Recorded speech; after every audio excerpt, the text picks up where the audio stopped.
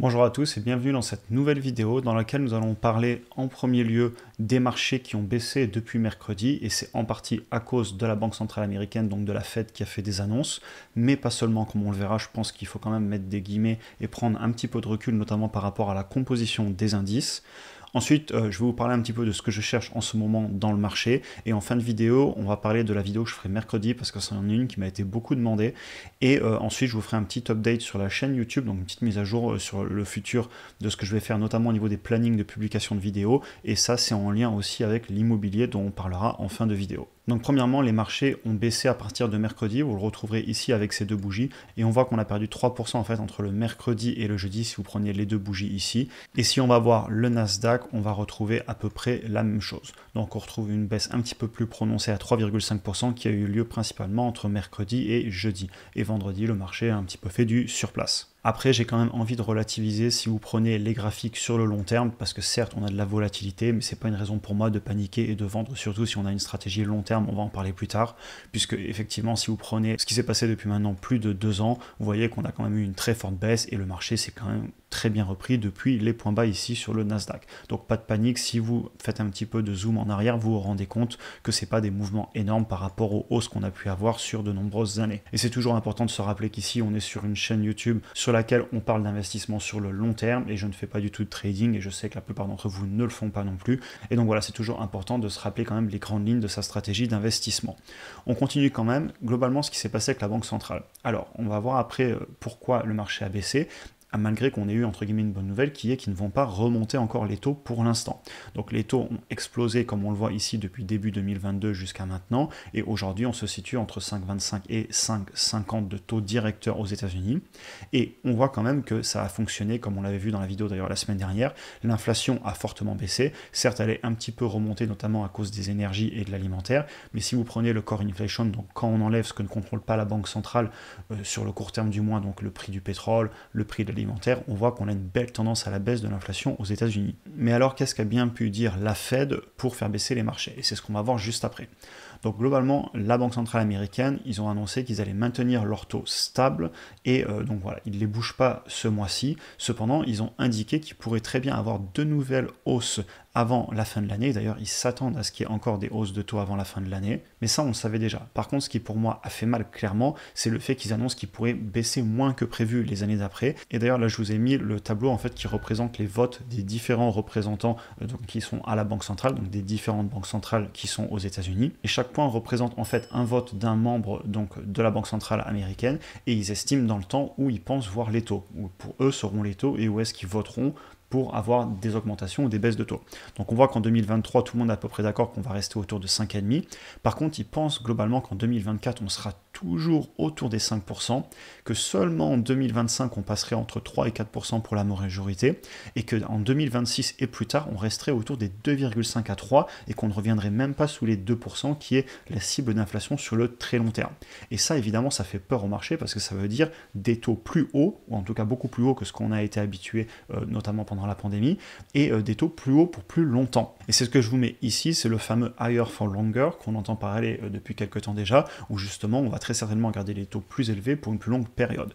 Ça, c'est pas certain, on va pas spéculer là-dessus, d'ailleurs on va en parler juste après parce que clairement je pense que c'est le discours qui tient maintenant, mais peut-être qu'ils tiendront pas ce discours dans le futur selon ce qui se passe sur l'économie.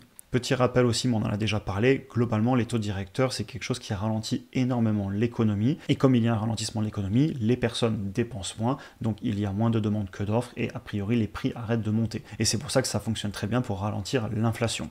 Et par contre ce que ça fait aussi, c'est que ça augmente le risk-free rate, donc ça veut dire que globalement, c'est le taux de rendement le moins risqué qu'on pourrait considérer comme les obligations d'État, et il monte, puisque les États vont émettre des obligations puisqu'ils ont besoin d'argent pour se financer, puisque la plupart sont en déficit, eh bien on va avoir un bien meilleur rendement. Et forcément, quand vous avez un investissement, par exemple, sur une action à dividende qui paye 3% et l'entreprise a très peu de croissance, l'action fait du surplace, ou même 4%, 5%, et qu'à côté vous avez une obligation d'État, vous vous dites, eh bien peut-être que c'est les types d'investissements que je vais un petit peu moins utiliser. Et c'est pour ça que les actifs, comme par exemple la bourse, souffrent énormément quand les taux remontent.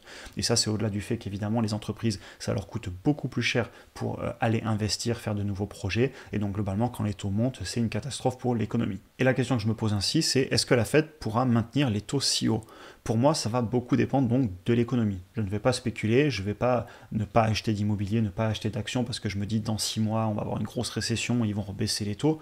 Clairement, je continue à acheter, je prends des décotes, je fais mes analyses pour savoir où j'en serai dans quelques années en projetant les revenus que je pense pour les entreprises dans le futur, ou pour l'immobilier, je fais mes calculs aussi.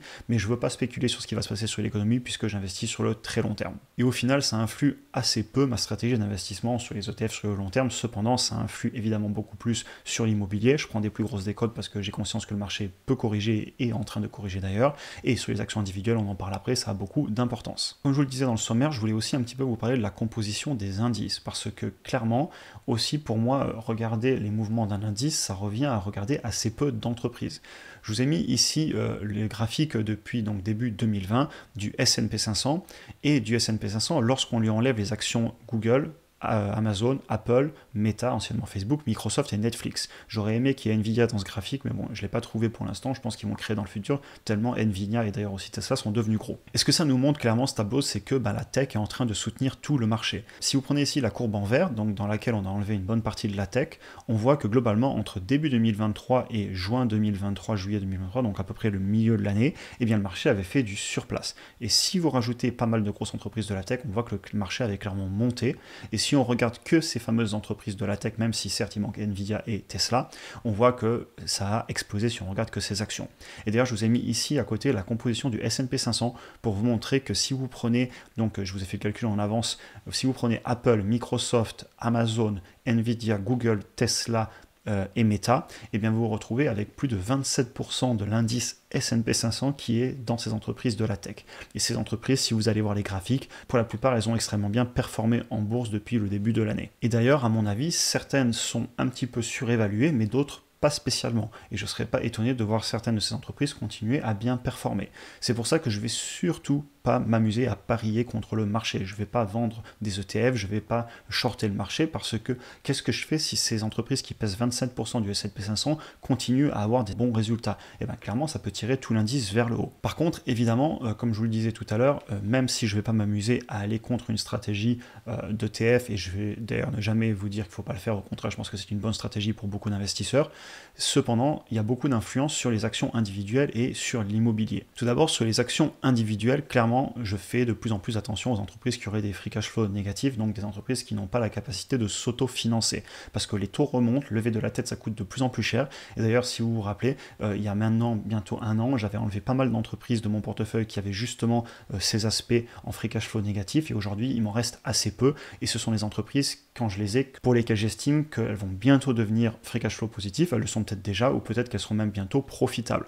Et évidemment, je fais de plus en plus attention à ça quand on est avec des taux qui se resserrent. Faire aussi attention aux entreprises qui sont gourmandes en capex, donc en investissement pour continuer leurs activités. Et là, on pensera par exemple aux entreprises dans l'industrie, dans le transport, qui doivent acheter des grosses machines, qui doivent investir beaucoup d'argent. Aussi, attention aux entreprises qui sont sensibles aux récessions. Le dernier point que je voulais vous mentionner, et là c'est à double tranchant parce que ça pourrait être aussi un avantage, je vois des entreprises qui sont surévaluées à mon avis dans les indices. Je pense notamment à des entreprises qui sont par exemple dans la consommation, qui ont beaucoup monté parce qu'on s'est dit, eh bien, les gens ne vont pas arrêter d'acheter tel ou tel produit du quotidien malgré l'inflation parce que il les faut bien pour vivre. Cependant, dans ces catégories, donc les consumer staples notamment, vous trouverez des entreprises qui pour moi sont assez chères, souvent des entreprises d'ailleurs à dividendes très matures, qui sont clairement sur la fin de la courbe en S. Et voilà, ce sont les entreprises qui pour moi sont trop chères en ce moment, qui pourraient faire corriger les marchés. Cependant, eh bien, il pourrait aussi avoir des opportunités. Si elles venaient à fortement corriger, je pourrais très bien m'y intéresser, notamment si je peux avoir des bons dividendes, des bonnes entreprises à dividendes à des prix bradés parce qu'on aurait une panique, je n'hésiterai pas à le faire. Donc au final, eh ben, pas de panique, hein. Même si on entend des bruits que ça y est, le crack va revenir, etc. Au final, eh bien, une fois qu'on a établi sa stratégie sur le long terme, et c'est vraiment ce que je prône sur la chaîne, de savoir pourquoi on investit, dans quoi on investit, pour ensuite justement ne pas paniquer s'il y a des mouvements sur le marché, s'il y a de la volatilité.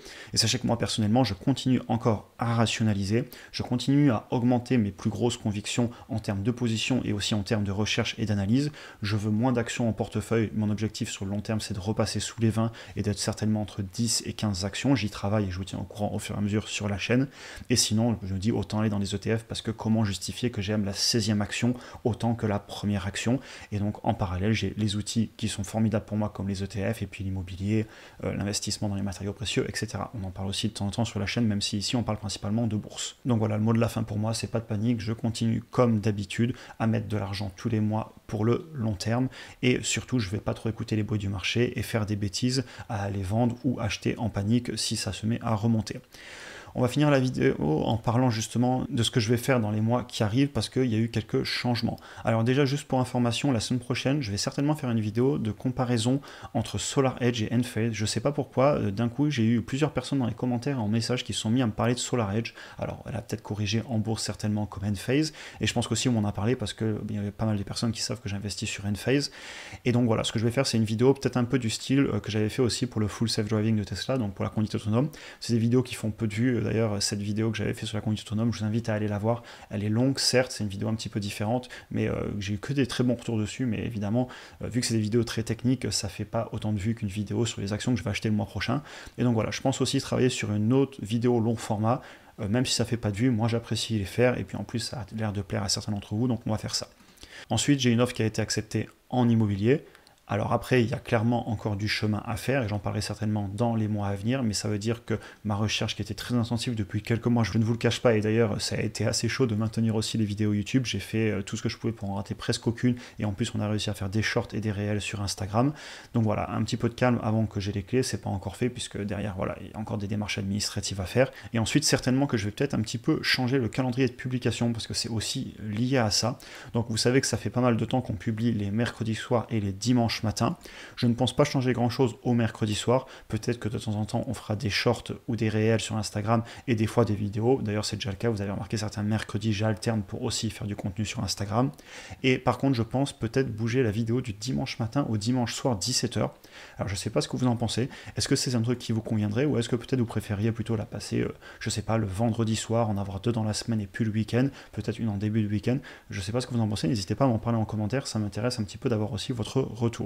On en a fini pour aujourd'hui, j'espère que la vidéo vous a intéressé. Si vous souhaitez en apprendre plus d'ailleurs sur l'investissement en bourse ou tout simplement revoir les fondamentaux de l'investissement sur le long terme, vous trouverez en description un lien vers les cours vidéo offerts que j'avais fait sur les bases pour commencer à investir en bourse. Vous pouvez aussi cliquer ici pour regarder une autre vidéo. Si vous avez apprécié cet épisode, comme d'habitude, n'hésitez pas à vous abonner, liker, partager et passer dire bonjour sur Instagram. Je fais tout ce que je peux pour répondre aux DM. Et sur ce, je vous souhaite une excellente journée et à très bientôt pour une prochaine vidéo.